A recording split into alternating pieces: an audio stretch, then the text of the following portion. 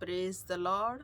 स्तुति, मान, महिमा और गौरव के योग्य परमेश्वर को स्तुति, मान, महिमा और आदर मिले हमारे जीवनों के द्वारा, जो इसके योग्य है।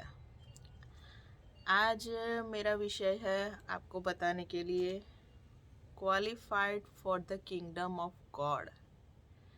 Qualified for the kingdom of God, योग्य होए हम हो जाए परमेश्वर के राज्य में प्रवेश करने के लिए। हम योग्य बने परमेश्वर के राज्य में प्रवेश होने के लिए। तो जब मैं बाइबल पढ़ रही थी तो मैंने पढ़ा कि यीशु मसीह कहते हैं कि अगर फरोशियों की धार्मिकता से ज़्यादा तुम्हारी धार्मिकता न हुई, तुम उनसे ज़्यादा धार्मिक न हुए, तो तुम परमेश्वर के राज्य में प्रवेश नहीं कर पाओगे। तो जब मैंने ये पढ़ा तो मैंने सोचा कि तो हमको राज्य में प्रवेश होने के लिए, परमेश्वर के राज्य में प्रवेश होने के लिए फरोशियों से ज़्यादा धार्मिकता के काम करने हैं।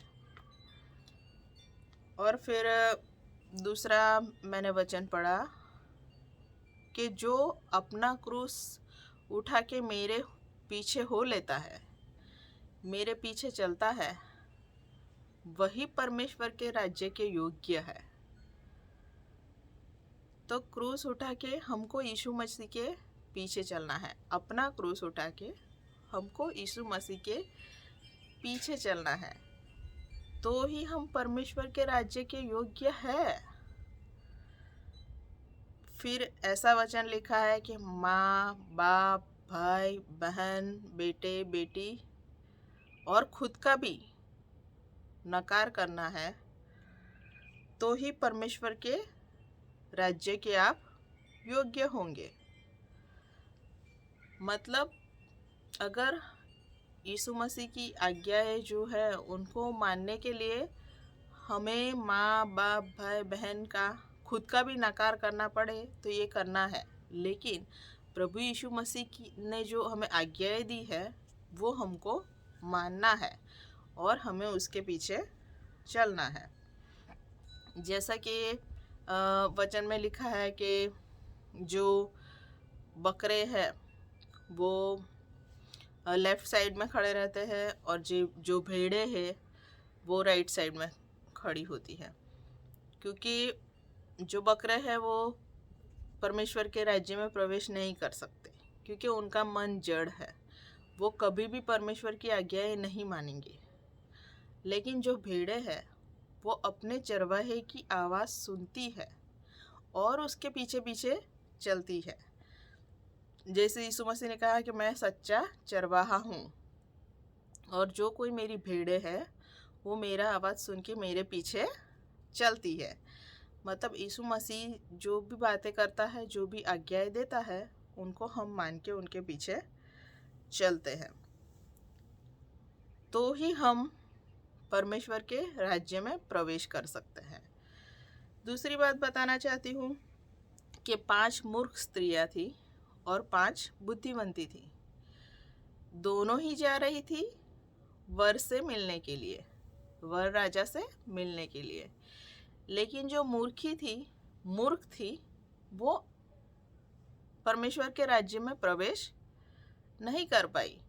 इसलिए हमें राज्य में प्रवेश करने के लिए बुद्धिमंत होना ज़रूरी है। तो यीशु मसीह कहता है कि बुद्धिवंतियों के समान बनो, तो ही तुम परमेश्वर के राज्य में प्रवेश कर पाओगे। फिर ऐसा भी लिखा है कि सब लोग जो प्रभु प्रभु प्रभु करते हैं वो परमेश्वर के राज्य में प्रवेश नहीं करते। लेकिन जो परमेश्वर की इच्छा के अनुसार चलता है वही परमेश्वर के राज्य के योग्य है और वही परमेश्वर के राज्य में प्रवेश करेगा। तो हमें जो आज्ञा है वो मानना है। फिर यह भी लिखा है कि अगर ठोकर के रूप में तुम्हारी आँख अगर तुमको ठोकर खिलाती है तो उसे निकाल के फेंक दे, क्योंकि तू बिना आँख के परमेश्वर के राज्य में प्रवेश करेगा वो अच्छा है। अगर आँखों के साथ तू नरक में जाएगा, नरक अग्नि में, तो वो अच्छा नहीं है। तो परमेश्वर के राज्य के लिए हमें ये करना है।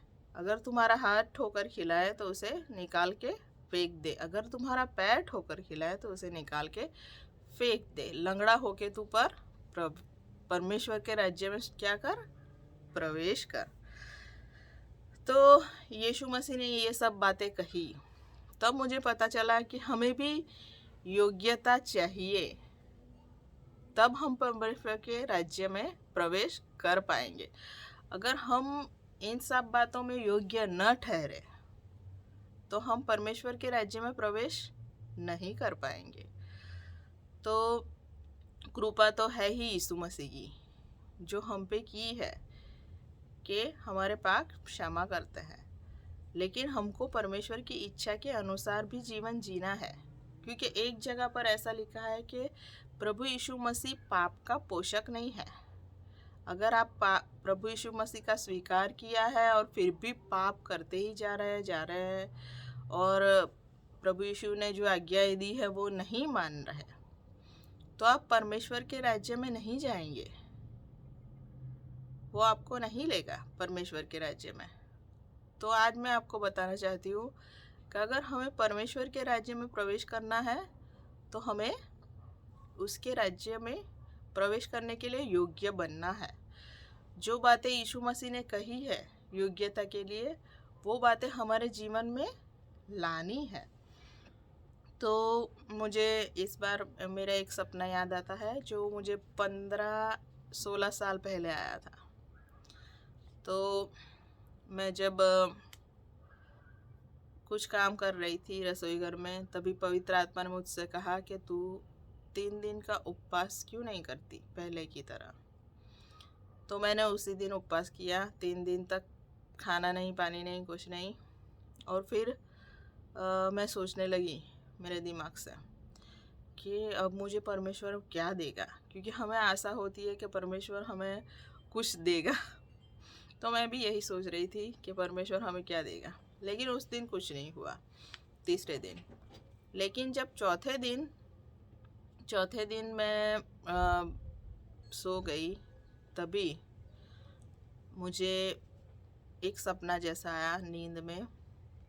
तो एक सफ़ेद कबूतर, इतना सफ़ेद, इतना वाइट, अंदर से ग्लोरियस लाइट निकल रही थी सफ़ेद रंग की, इतनी ग्लोरियस लाइट, वो मेरे सिर के थोड़े ऊपर उड़ रहा था, एक ही जगह पे उड़ रहा था। और मैंने उसे देखा और मुझे वो इतना अच्छा लगा, इतना प्यारा लगा, इतना आकर्षित लगा कि मैं उसे जाने देना नहीं चाहती थी। और फिर वो उड़ के कहीं जाने लगा। तो उड़ के कहीं जाने लगा ना, तो मैं भी आत्मा में उसके पीछे पीछे गई, बिल्कुल पीछे पीछे गई, और वो दूर तक गया और मैं भी उसके पीछे पीछे पीछे गई। और फिर वो एक जगह पे ठहर गया, और वो जगह पे ठहर गया जहाँ पे परमेश्वर की स्तुति हो रही थी। और मैं भी वहाँ पर जाके उस जगह पे परमेश्वर की स्तुति सुनी। और जब ये 15-16 साल बीत गए, जब परमेश्वर के आत्मा ने मुझसे बातें करता है एकदम से, तो उसने मुझे बताया, उस सपने के बारे में मुझे याद करवाया कि तुम्हें मालूम है कि ऐसा सपना तुझे आया था, और मुझे याद कराया। तो मैंने कहा हाँ। तो कहे, मैंने जो जो तुमसे बात कही, पवित्र आत्मा ने कहा, मैंने जो जो तुमसे बात कही वो तुमने मेरी सब बातें मानी, और तुम सीधे सीधे, एकदम सीधे स्ट्रेट मेरे पीछे आई, मेरे पीछे पीछे चली, मेरे पीछे पीछे आई। तो मैंने कहा नहीं प्रभु, पवित्र आत्मा से मैंने कहा नहीं प्रभु, मैंने इस बीच में तुम्हारे पीछे सीधे सीधे नहीं आई हूँ। मैंने इस बीच कई पाप किए हैं, कई मूर्खताएं की है, कई बार बहुत सारी मूर्खताएं की है, कई बार कई कई गलतियां की है, बहुत बुरी बुरी गलतियां भी की है। तो पवित्र आत्मा ने उससे कहा कि वो सब गिनती में नहीं आएगा, क्योंकि प्रभु यीशु के लहू की वजह से, प्रभु यीशु के लहू की वजह से वो सब गिनती में नहीं आएगा। तो वचन कहता है कि जो आत्मा के नियम के अनुसार चलते हैं वो खुदा के बेटे कहलाएंगे। तो हम अपनी तरह से पूरी तरह से कोशिश करते हैं कि पूरे मन से, पूरे दिल से, पूरी बुद्धि से, पूरे सामर्थ्य से हम परमेश्वर को प्रेम करें, लेकिन साथ में हम गलतियां भी करते हैं, बहुत सारी मूर्खता भी करते हैं, बहुत सारे पाप भी करते हैं, और ये हो जाता है क्योंकि संसार को इतना मैला कर दिया गया है पापों से और उन सब बातों से। तो शिष्यों को भी प्रभु यीशु मसीह ने कहा कि उनके पैर धो के कहा कि मैं तुम्हारे पैर धोता हूँ। तो पीतर ने कहा कि नहीं नहीं, तुम मत धो। तो उसने कहा कि अगर मैं तुम्हारे पैर न धोऊं तो तुम्हारे मेरे साथ कोई लाग भाग नहीं।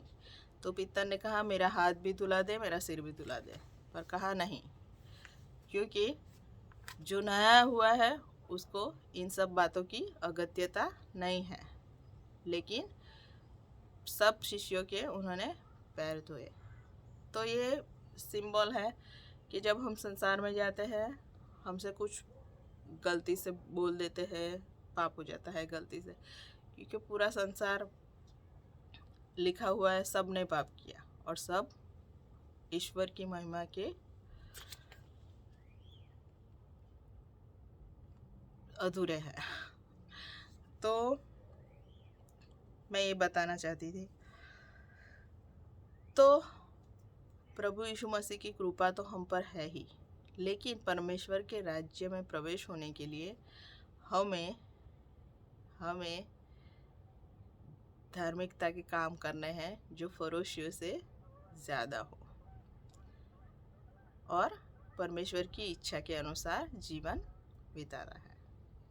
तो यही संदेश मैं आज आपको देना चाहती थी। ये संदेश मुझे परमेश्वर ने दिया